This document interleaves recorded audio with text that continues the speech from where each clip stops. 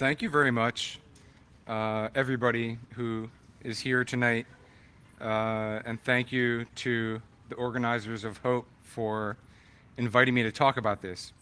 Um, the struggle that I went through with national security letters has been going on for quite a long time. It started in 2004, and one of my real fears was similar to something that Edward Snowden said, that basically nobody would pay attention and it would just sort of be a news story for a day and then it would go away. Um, the amazing thing is that this story seems to endure and continue, and as time has gone on, more and more organizations have sort of jumped on board and started to push back against the government. But before I get too deeply into that, let me give sort of an overview. The talk is about national security letters, and the sort of subtext is how there's supposed to be a system of checks and balances, but they're not really strong enough. And in many cases, including my experiences, they were essentially non-existent. Um, in 2004, I ran an internet service provider here in New York City. I'm a native of New York, and I got into the internet business really early on, around 1994, when there was only a couple of ISPs here in New York. But about 10 years into it, I was more of a hosting provider and doing security consulting. And I got a visit one day from an FBI agent who came knocking on my door with that heavy kind of police knock like that. The agent came to my office and physically handed me a letter, which I opened and I read, and the letter directed me that I had to provide a whole ton of information on one of my company's clients, and at the end of it included this catch-all called electronic communications transactional records. The reason that's important will become apparent sort of later on in the talk. I've been sort of litigating this legal issue for around 12 years. And it's been a super long process. And it's sort of taken me the entire almost 12 years to be able to like stand here and tell the story without fear of getting in trouble for saying something that the government doesn't want me to say. The really nice thing is that as of a few months ago, I'm able to really speak completely fully about this issue without any kind of fear, other than the normal paranoia that we all might have. What really happened was that there was a person who was a client of my internet provider who actually had nothing but a shell account on a Unix server. And that person was politically active, and they were involved in trying to reform the government and trying to reform, in particular, the correctional system. And often the people that my company worked with were doing political stuff, and I sought out people like that, and I took pride and I took pleasure in helping out people who were doing work that seemed important to me. I was only able to sort of piece together this whole story over the course of several years, but what I began to understand was that the FBI approached this person who was my company's client, and they tried to enlist them to become an informant within their activist community and within their social community. And this person, being not the type of person who is easily pushed around, refused to get involved in that type of activity and declined to become an informant. But that apparently made the FBI very upset, and they began to try to use a sort of increasing level of hostile techniques to try to elicit cooperation from this individual. And it ranged from things like putting national security letters on them to gather records on everyone that they were communicating with, to visiting all their prospective places of employment, like sending out a couple of agents to talk to them and say, hey, do you really know about this person? And making like kind of asking vague questions like that would freak out potential employers, and sort of causing his professional life to be more or less undermined, to things like putting him on the no-fly list and preventing him from traveling. I ended up finding out a lot about this in part from court papers that I saw over the years, where the FBI talked about things that they had done, and also just from talking to the person who it was awkward and uncomfortable, but I maintained like a relationship, communicating over instant messaging with this person throughout the entire 12 years, but without ever telling them what was going on, because I wasn't able to. But sometimes he would tell me, stuff that was going on, and so I was able to like piece together what was happening. I really strongly felt when I received this letter that there was that this was not a bad person, and that if the government really thought that they were up to something bad, that they could get a real warrant from a judge. But the government always refused to do that, and I on some level, I'm happy that they didn't, because it let this issue come to the forefront. On the other hand, my life would have been a lot easier if they had just kind of followed the Constitution. Speaking about the Constitution, for me, really, the central issue about national security letters is the fact that using them, the government is able to search people's effects and search people's personal papers without following the guidelines that are set forth in the Fourth Amendment of the Constitution. And the Fourth Amendment is a historical thing, and you kind of have to understand the background and the framing of it to understand why it was added to the Bill of Rights and why it was written the way it was. The purpose of it was to protect us from government overreach and the government rifling through all our stuff without having a very particularized idea of what they were going for and what was the suspicion.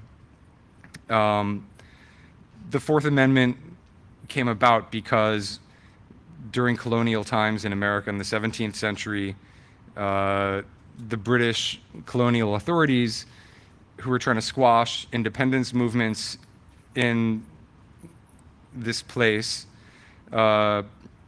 were using something that were called writs of assistance or general warrants, and essentially it's like a catch-all type of a warrant, which says this document enables you police to get like whatever stuff you need from anywhere for any reason. Something super open-ended like that would essentially match any potential situation out there. And these types of things were used against all the independence-minded people who wanted to break away here from the British crown. The sort of reaction against that background was that when America declared its independence and wrote its constitution, they deliberately added this clause about what are the legitimate circumstances under which the government can search through people's personal papers and effects. And the basic solution was to require specificity, to have the government say exactly what it's looking for and or who it's intending to search. More specifically, the Fourth Amendment says that that the law enforcement authorities must prove probable cause, which is like sort of a level of proof, and they must do that under oath, and they must describe exactly what it is that that they're looking for, and they must describe exactly where it is that they're going.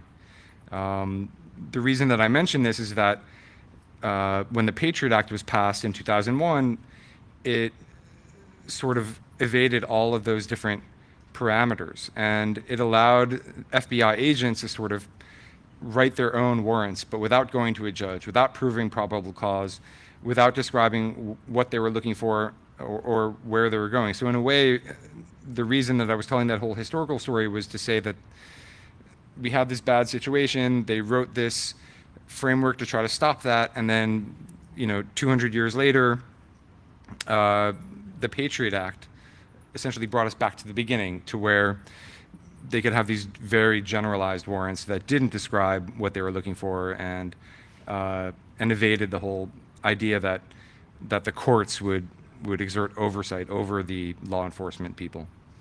So NSLs, rather than having to go to court, FBI guys can just kind of hit print on their computer and print one out themselves. They don't have to go to court and prove anything. They just need to assert themselves. They need to self-certify and assert relevance to some authorized investigation. However, the Department of Justice did an audit of the FBI's use of NSLs, and so the Department of Justice's own Inspector General showed that the FBI, even though they had almost total freedom to sort of print out whatever warrants they wanted, they even circumvented that super low bar by falsifying circumstances and claiming that there were emergencies that didn't really exist. And furthermore, gathering information that really wasn't relevant to any authorized investigation. The NSL that I got in about the third or the fourth paragraph said that I could never tell any person that I had gotten it. And I wasn't the only person that this happened to.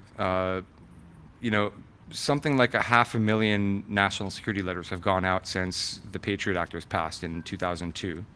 And every person that has ever gotten one has been told that they can't tell any person that they ever received one. So depending on how you look at it, it's like a massive infringement on the freedom of speech of quite a number of people, although it's really hard to say how many. This type of an order, telling the recipients of these letters that they can't talk about it, has a number of really far-reaching ramifications. One of which is that, I was part of this company, and I wasn't able to talk to my colleagues at the company about it. Not only that, but I was part of a community of internet service providers and content providers and like internet-based services, and they were essentially putting out about 50,000 of these letters a year after a couple of years, and the fact that we were not able to sort of all get together at, let's say, meetings like this and just sort of compare notes and talk about what was going on means that we weren't really able to, and we still aren't able to, fully piece together what's actually happening with these orders. Because I was told that I wasn't able to talk to anyone. My first question to the FBI agent that came to my office was, what about my lawyer and what about my business partners? And the FBI agent refused to answer that question. And I have to assume that that's how it went down with other people, although I've never knowingly spoken to another person that got an NSL, although I may have, but we never have discussed it openly like that. But if you can't tell anyone about having received it, that means you can't talk to a lawyer, and if you can't tell anyone, that means you also can't talk to a court. So you can't go and file a court case over it, and you can't challenge the legitimacy of these types of orders. And it also means that by preventing people from talking about it, it sort of undercuts the ability of Congress to exert oversight over the Department of Justice and the FBI and law enforcement in general by keeping everything under wraps.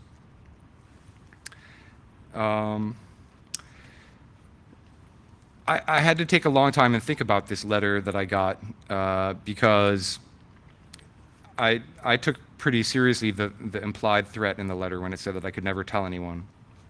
But at the same time, I really, in a way that I never before or since saw, I could just viscerally see and experience the slippery slope right in front of my face happening, and it felt that I felt that that there really wasn't much of a choice in the matter, and I felt also very confident in my sort of upbringing and maybe from the one or two classes of undergraduate law I'd taken in college that I knew I could talk to a lawyer about it, despite what the FBI had said, and to sort of cut through a whole series of agonizing decisions and discussions. Uh, what happened was I went to the American Civil Liberties Union, the ACLU, who, as luck would have it, was a client of my company, and I hosted the website for the New York Civil Liberties Union. Um, it was just luck, but that's what happened. And uh, they, when I went to talk to them, I told them I think this is an illegal order. I don't think this is legitimate, and they agreed with me. And they agreed to represent me and to help me challenge the constitutionality of the Patriot Act itself. So we went to court, and the national security letter provision was ruled unconstitutional a number of times. And eventually, the Congress decided to amend the law and to try to address some of the constitutional problems that that the judge in the case had pointed out. And the changes that they added were relatively minor, but in some ways they were pretty significant because they sort of retroactively legalized everything that I had done that I thought was a violation of the order not to talk. They specifically said that you can talk to a lawyer, you can go to court, and you can challenge the gag orders, and you can challenge the legitimacy of the actual searches. So the actual story of the 7 years of litigation with ACLU could take like a day or something. It's a really long story, and suffice it to say, I kind of thought that that the path would be like sort of a straight line, starting here and ending in the upper right corner, and instead it looked like a piece of spaghetti, and it went all over the place, and it was really confusing and crazy, and the government essentially did everything it could to sort of undercut my case, and eventually what it did was withdraw the letter itself, which sort of prevented me from making continued arguments about the search, because once they withdrew the letter, they were no longer asking to search anything. But in their infinite wisdom, they left this gag order in place and insisted that I shouldn't ever talk about it still, which allowed me to sort of continue the case for a number of years after that, because for me it was really important to be able to tell the whole story, to have it be an open and public discussion about what powers the government has. And in, I think, 2013 or so, I started to work with a law clinic at Yale Law School called the Media Freedom and Information Access Clinic. And they also agreed to help me for free. And they specialize very much on free speech matters, and helped me challenge this gag order that even though the FBI had admitted that there was no investigation, that they insisted that I not be able to tell the story of what had happened. And that began another several years of litigation, which wonderfully was successful and concluded this past winter, which is why I'm able to actually even tell this part of the story. The unfortunate thing is that even though I won in court over and over again, NSLs are still, being issued today, and they're still being issued at around the same types of numbers that they were for the past 15 years. So, the absolutist part of me is like, okay, on some level this is a complete failure, but on the other hand, a lot of attention has been given, and a lot of column space in newspapers has been given to it, and a lot of awareness has been raised, and the law was changed. This illustration here was made by people at ACLU this past winter after I was released from this gag order, and it sort of, yeah, it makes me really happy. It's like a really amazing graphic. I think that this one lawyer that I worked with at ACLU named Jamil Jaffer was the one who suggested this, but this illustrates the appearance of the third page of the national security letter at various stages throughout the litigation. And as you can see on the leftmost picture, that's how it looked in the beginning in 2004. The redactions were just complete. You couldn't read anything. All you could tell is that there were paragraphs or something. In the second stage, and just so you understand, this page is about the actual types of information that the FBI was demanding from me. In the second stage, all the categories of information are still redacted, except for a couple of words here and there, which were things that were like super obvious, like name and address or something like that, like really obvious stuff that anyone could guess. And sort of like the pros at the beginning and the end are open. One interesting thing that they did, though, that they didn't do in terms of redaction was they left all the bullet points there. And so a lot of people were able to, took a lot from it that, oh, there's 16 categories of information. And so they understood more about it. In the third stage, more of the information became unredacted. And in the final stage, which is where we arrived this past winter, after this litigation with Yale, the whole thing became opened up. And it's funny because some of the information in there is so outdated. Like I'm sure there are other kind of sysadmin tech people in there, but it was asking for radius logs and like just really ancient stuff that it didn't even exist then, you know, or like I didn't have it then, but what's kind of interesting about it is that the last category that they ask for there is this line where they ask for electronic communications transactional records. And this is where it sort of becomes relevant to stuff that's going on like right now in 2016 in Congress. Essentially for years, the FBI was demanding and collecting types of information that they weren't even allowed to under the law.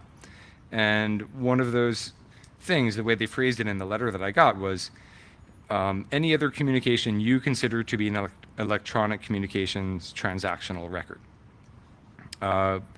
Which is sort of interesting if you go back and remember in an earlier slide the sort of specifications that the Fourth Amendment lays out in terms of a search. You know, the government has to know exactly what it's looking for and where it is and everything about it.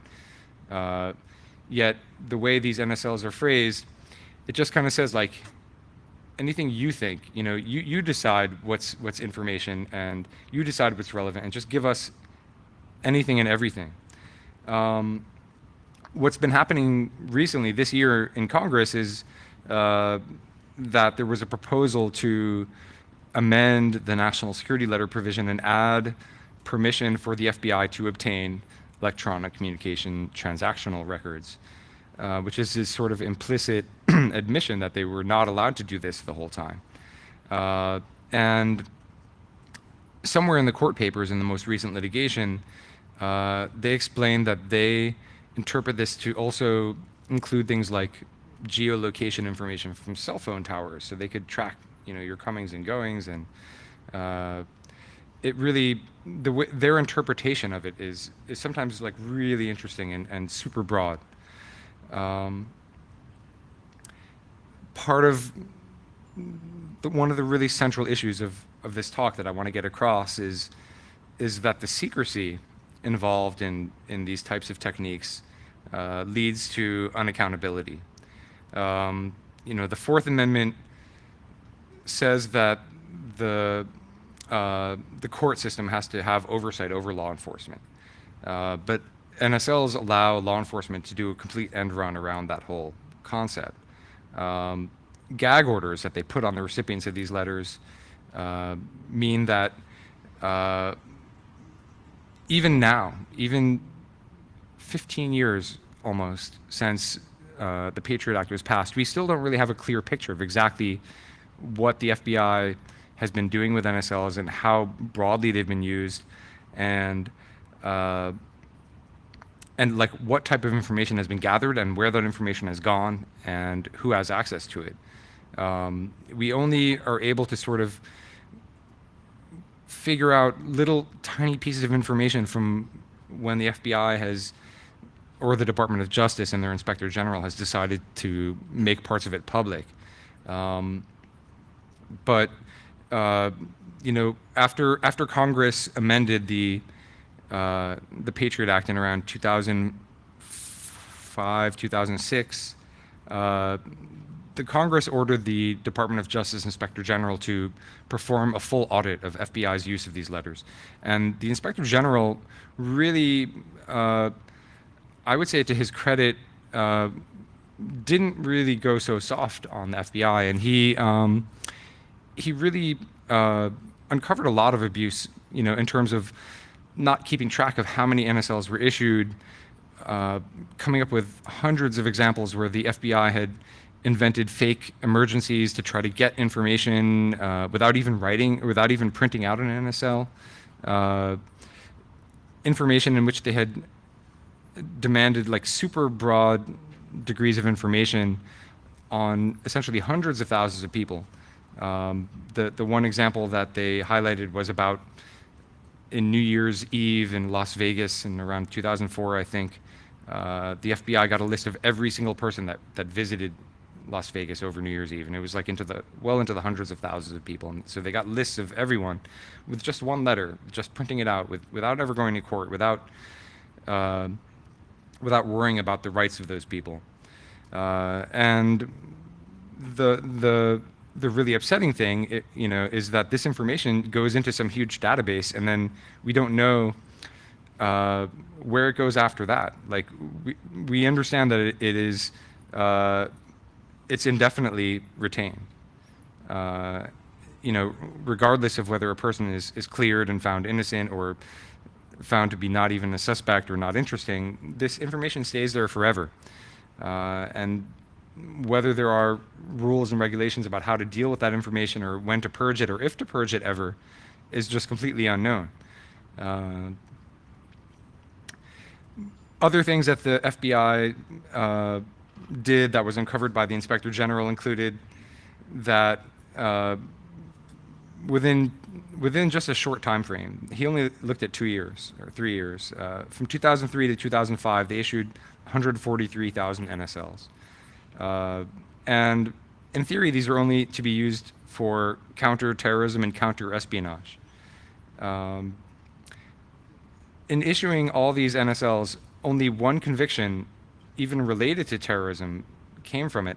And it wasn't even for an actual terrorist plot. It was this thing called material support, which is a super vague, open-ended kind of law, which is so broad that lawyers have complained that if a human rights organization went and consulted with a terrorist organization on conflict resolution and how to peacefully solve conflicts, that would be considered material support to a terrorist group. It's like any type of service or help that you might provide to a terrorist group, even if it's super inane, like, I don't know, anything, selling them water, I don't know, anything. It's a super open-ended kind of a catch-all. So I guess what this gets to for me is sort of the efficacy of the law itself. Like when you violate the rights of unknown numbers of people, because 143,000 NSLs, you might assume that it means 143,000 people's rights have been violated. But when you understand that one letter gets 400,000 or 500,000 people who went to Vegas in one night, you start to understand that it could be much more than 143,000 people. It could be well into the millions. But again, due to secrecy, we don't really know. We have to guesstimate. Out of those 143,000 NSLs, there were 43 criminal referrals made, but they were not related to terrorism. They were related to low-level things like immigration offenses or fraud or money laundering, but like little penny ante small crimes, not existential threats, not the type of stuff that we were told justified these types of violations of basic rights and the Constitution.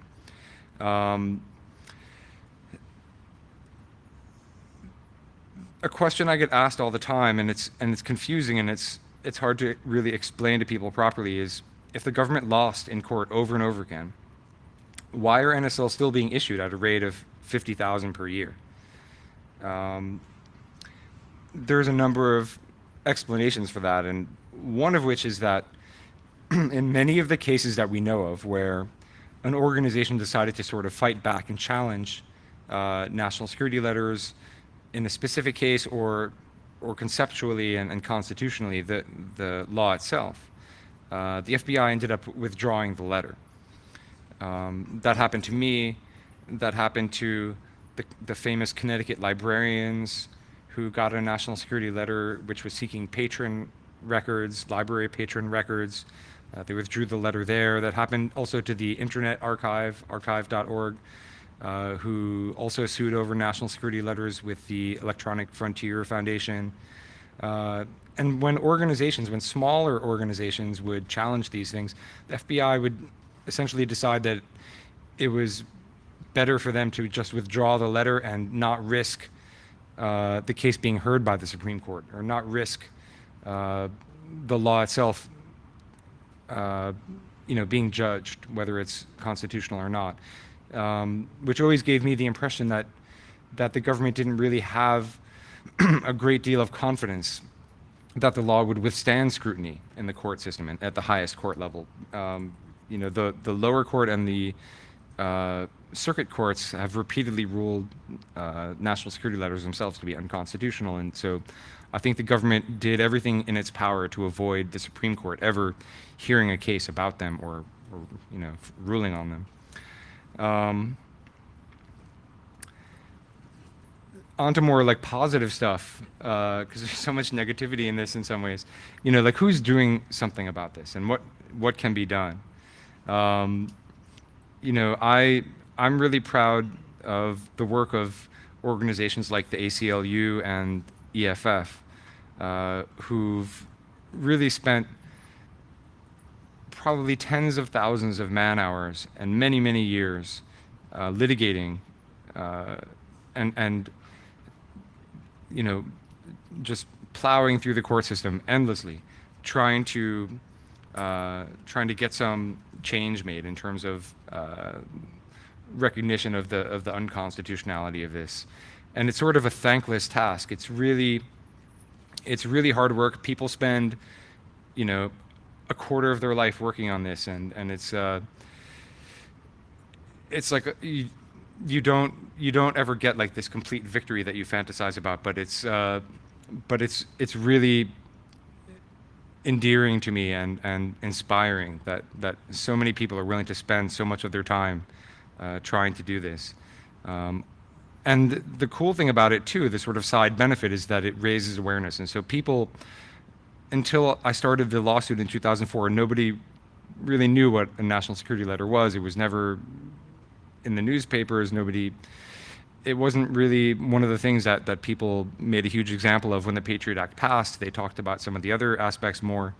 But it has become a huge thing where advocacy organizations that raise awareness and get people to write to their congresspeople and to their senators and to oppose, the renewal of the Patriot Act and to oppose bills that have been proposed to expand Patriot Act powers, have ended up being struck down by the force of the general public. And to me, that's also really encouraging.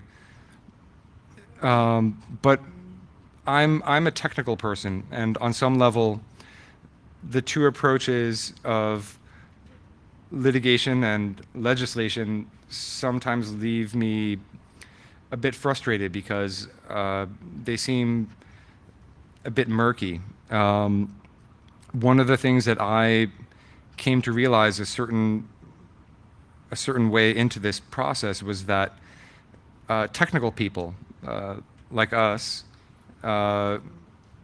should be designing their products so that they don't have this metadata in the first place. And they really should be integrating cryptography in such a way that it's transparent to the end user so that it's not too much work for them. Because one thing that I've learned is that if people have to click one time on a button to add more security, they're just not going to do it. It's hard to understand how little it takes to dissuade people from doing work to make their communications more secure. The other group of people that are really doing something is some of the big tech companies. Like in the news in the past year, there was this whole thing about Apple. Now, they weren't, as far as I know, given a national security letter. They were asked to put this backdoor in their operating system. But there has been other stuff going around that maybe Yahoo, maybe Google, maybe a number of other organizations, maybe some phone company in California have all been litigating against national security letters in the federal court system out on the West Coast. And there's been some really positive movement in a way that wasn't going on in 2004 when I began this whole thing, and I felt like I was all alone. Now it seems like that the general consensus in the tech industry is that the government has kind of gone too far and that it's okay to sort of push back.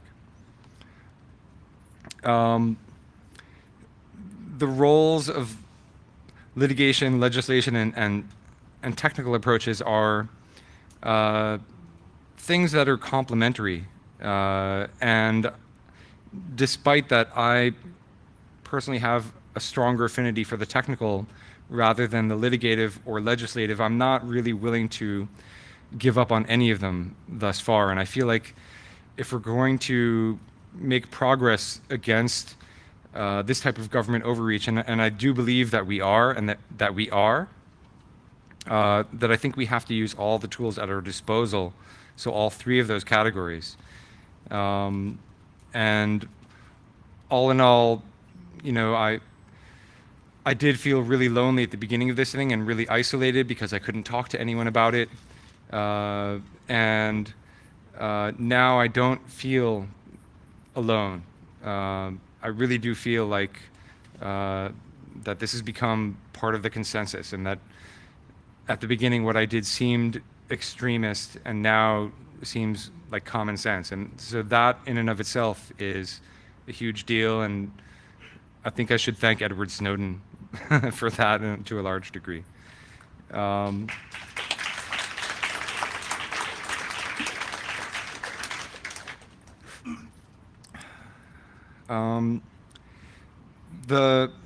was a man who I read about years later who was the founder of the American Civil Liberties Union, and his name was Roger Baldwin, and he said something really wise one time, which is that no fight for civil liberties ever stays won. And it's true, I think. You see sometimes things repeating themselves over and over again. People of my generation, we grew up understanding about the civil rights era and the battles for people to all be treated the same, to be treated equally under the law. And then after the Civil Rights Act was passed, on some level, whether reality reflected it or not, the law did theoretically say that everyone had to be treated equally. And then decades later, certain parts of society in America decided to sort of like refight these same battles, but pick a different minority group. Rather than racial minorities, they picked gay people. And they tried to say, well, let's allow restaurants and cake bakers or whatever crazy case they picked to discriminate against people based on their sexual orientation. And in a lot of ways, it's people that maybe couldn't accept the outcome of the first civil rights battle, trying to refight the battle again, using a category of people that isn't protected under the Civil Rights Act. And so seeing that happen really made me understand in some ways that this quote from Roger Baldwin is really true, and I think it's a really good closing thought to wrap up this talk. So that's the end.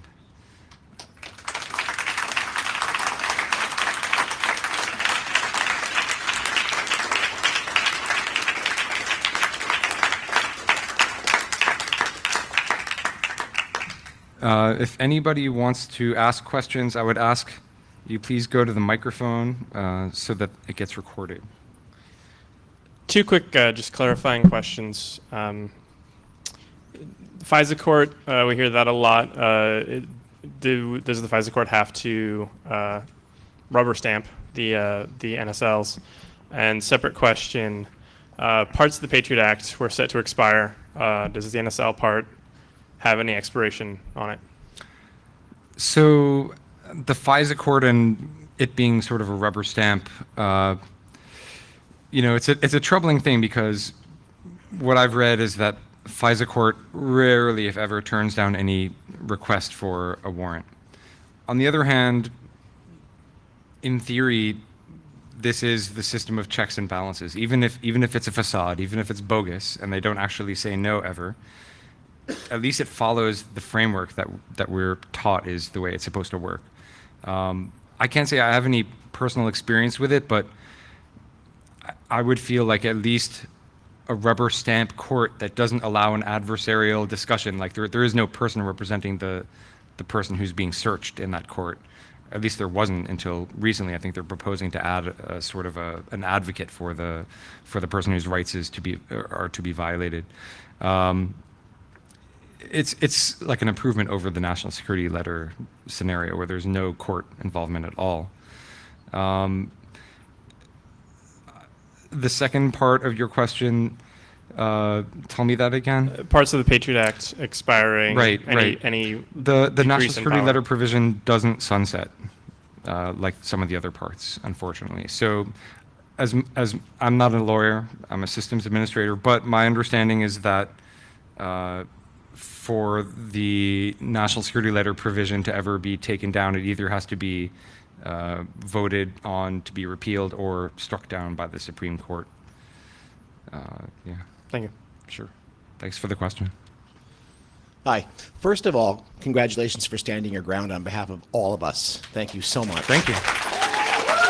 It's really nice to hear that. And secondly, what can we do to help you? And thirdly, if something that they obtained through an NSA actually went to court, is it even admissible? Because it sounds like a fishing expedition to me. They could go after everything and just sift through it. That's a good question. And I wish I had a lawyer here on the panel with me to address it, because on some level it seems to me that what they would get, evidence that they would obtain with an NSL, should be inadmissible or challengeable in court. But it seems like court cases are being brought with information that they obtain with NSLs. And I don't, yeah, you can. I'm not a lawyer, but my understanding is that what they do is what's called parallel construction. That is one way they do it. Yeah, have you heard about that? I mean, that's essentially parallel construction is like, I've heard about that mainly in the context of NSA stuff, where like the NSA overhears all the conversations, they hear so-and-so is going to meet so-and-so, and they get some evidence like that, and then they essentially go and tell DEA, okay, say that some guy you met told you this story, and so they come up with like a story that they can tell in court that actually passes muster. I don't, that's, it gets into the realm of speculation. I really don't know. And the first one there was, what can we do to help you? That is a great question. So at this point, I run a nonprofit organization called the Calyx Institute. It's calyx.com or calyxinstitute.org. And what we do is we try to build software and help non-governmental organizations, human rights organizations, free press type organizations on their communication security. And we provide a bunch of free network services. And I actually have a vendor table down on the second floor where we're trying to solicit people to sign up for memberships. So that's one way you can help. Another way you can help is to contribute to organizations like ACLU and EFF who are doing this amazing litigation. You know, actually my organization is a very tiny and barely funded organization that really needs people to help us get the message out and to formulate the message in much more easily understandable ways. The parts of it that I really enjoy are like the technical part and not so much the communications part. So if anyone knows about that kind of stuff, come talk to me downstairs tomorrow or the next day. That would be awesome. Thank you. Thanks. Okay.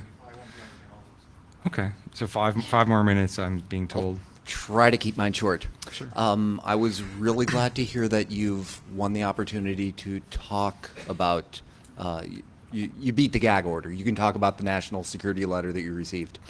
Do you know that if, by virtue of you beating the gag order, does this enable other people who've got NSLs to talk about them or to beat the gag order? No. The short answer is no. One of the things that was really sort of disappointing to me in the sort of progression of this court case was that at the beginning, the potential payoff was so huge and broad that what was being discussed was, could the national security letter provision even be separated from the Patriot Act, or if it was unconstitutional, would the whole Patriot Act have to go away? And it was so broad, it would affect everyone in the country. And then by the end, it became just about me and my free speech rights. So the decision at the end just related to me and doesn't actually let anyone else speak. They would have to do the same court process that I did if they wanted to speak. And someone did. Who did just now? Was it Yahoo or something? I don't remember. Or Microsoft? I don't know. One of those companies just got the right to talk about and released the actual contents of NSLs, but without having, the FBI just let them do it without going through 10 or 12 years of court. Did they ever make specific the nature of the threat that you were facing if you did ignore the gag order? And are there any people who didn't abide by the gag order who they made a demonstration of and put them away for 20 years, or what was the nature of the threat they were making? I think that the penalty is 5 years. My understanding, and I'm not even 100% clear on this, I think that the penalty is 5 years if you do it inadvertently and 10 years if you do it with the intent to screw up one of their investigations. But the weird thing was at the beginning when I first started this whole thing, the law was so incomplete. It was almost like a rough draft that it didn't say what the penalty was. So it just left you in the dark just wondering like, well, I'm sure it's going to be something bad, but it doesn't say what it is. My question is sort of related to that, but since these aren't supposed to be able to go to court because you can't talk to a court about them, how do they enforce them at all? Like, if you go to a judge and say, these guys in suits handed me this document, this seems wrong. And they say, wait, you can't talk about this. Right. You're now in a court of law. Right. Yeah, it is a bizarre kind of Kafkaesque catch-22, and I think the bottom line is that the courts didn't agree with the FBI. The FBI in the letter that I got just said I could tell no person. It didn't specifically say you can't go to court, but I took that to mean what it said. I took that to mean no person, like not any single person in the world, which would include all lawyers and judges and everyone. But the court apparently really didn't agree with that. And actually the judge that we had in New York was really harsh in his ruling. It was just like, he smacked that down really hard. That's good to hear. Well, again, thank you for your work, and I'm glad that I'm an ACLU card-carrying member, and I'm glad that the money I give them gets put to things I do care about. I care about a lot of things. The question is that you're familiar with the term policy laundering. It's the U.S. government, for example, to pick on our favorite topic here, can't get something passed or done or established in the U.S., so they get some friendly government, like a puppet, some puppet state like the United Kingdom, pass certain laws that establish the practice of doing things that ostensibly we wouldn't like. And once they're practiced there, they say, see, the United Kingdom is doing it, let's do it also. Right.